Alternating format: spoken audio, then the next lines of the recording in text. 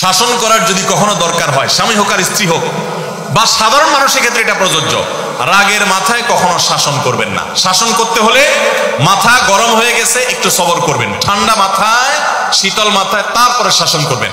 যখন রাগ উঠছে তখন কিছু বলতে যাবেন না। আপনার রাগ উঠছে আজকে, আপনি নিয়ত করেন আগামী 24 ঘন্টা পর এটার আমি বিচার করব, একটা বিহিত করব, এটার আমি কিছু একটা করে ছাড়বো। 24 ঘন্টা টাইম নেন, ইনশাআল্লাহ আপনি নিশ্চিত থাকেন 24 ঘন্টা পর যদি আপনি এটা নিয়ে বসেন তাহলে আপনার এই বসাটা অনেক বেশি হবে ন্যায়সঙ্গত। এটাতে কোনো প্রকার সীমালঙ্ঘন থাকবে না, রাগের চোটে অন্যায় আচরণ হবে না, জুলুম হবে না, বাড়াবাড়ি হবে না, যথাযথ শাসন হবে।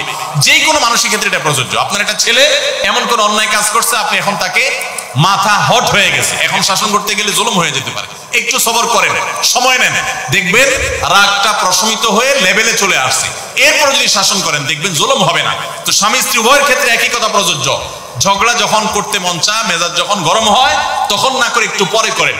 আমি সৌদি আরবে প্রবাসে যখন ছিলাম আমি দেখেছি অনেক বাংলাদেশি ভাইরা, তখন নেটের এত বেশি প্রচলন ছিল না, তারা মোবাইলে একটার পর একটা কার্ড রিচার্জ করতো 50 রিয়াল 100 রিয়াল দিয়া। কেন? শুধুমাত্র বউয়ের সাথে ঝগড়া করার জন্য। কিসের জন্য?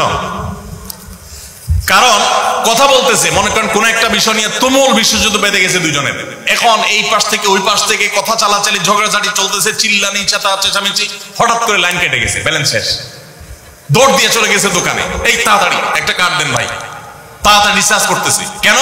তাকে এখন কি করতে হবে? অসমাপ্ত ঝগড়ার সেকেন্ড ইনিংস শেষ করতে হবে।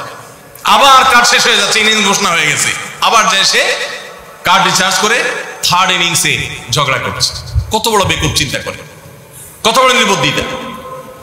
এই ঝগড়াটা স্বামী স্ত্রী দুই জায়গায় থাকেন, ফোনে যদি ঝগড়া হয়, আমি বুদ্ধি দেই যে ফোনটা যখনই দেখলেন যে ঝগড়া শুরু হয়ে গেছে তখন সাথে সাথে মোবাইলটা অফ করে ফেলেন, অফ করে 3 দিন মাত্র রাখেন, অন্য একটা নাম্বার বাটন ফোন দিয়ে আপাতত অফিসের কাজ কাম ছাড়েন, আর বউয়ের সাথে যোগাযোগের নাম্বারটা 3 দিনের জন্য বন্ধ রাখেন।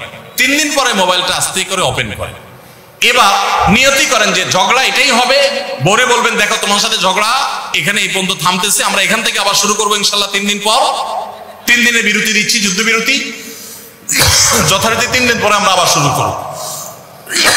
3 দিন পরে যদি শুরু করেন, আমি তো দায়িত্ব নিয়ে বলতে পারি, লিখিত দিতে পারি আপনাকে, 3 দিনের পর যখন আবার নতুন করে শুরু করবেন ইনশাআল্লাহ দেখবেন আগের ঝগড়ার যে দুইজনের একজনেরও আর কিছুই নেই। এখন বউরে যদি বলেন 3 দিন পরে ফোন দিয়ে বলেন হ্যাঁ বলো তুমি জানি কি বলতেছিলা, দেখবেন যে আর কথা খুঁজে পায় না। আর আপনিও যদি বলেন যে হ্যাঁ আমি জানি কি বলতেছিলাম, দেখবেন এখন ঝগড়া করে জুত পাবেন না, গিয়ার একেবারে নরমালে চলে আসছে। এই জন্য ভাইরা রাগ যখন হয় ওই টাইমটাতে ঝগড়াঝাটি করতে হয় না, তাহলে সেক্ষেত্রে দাম্পত্য জীবনে অশান্তি থেকে অনেকখানি বাঁচা যায়। যে ঠিক আছে আমরা ঝগড়া করবো, এই বিষয়ে আমরা এখন কথা বলবো না, কালকে কথা বলবো, একটু অপেক্ষা করেন, উভয়ের জন্য সেখানে কল্যাণ।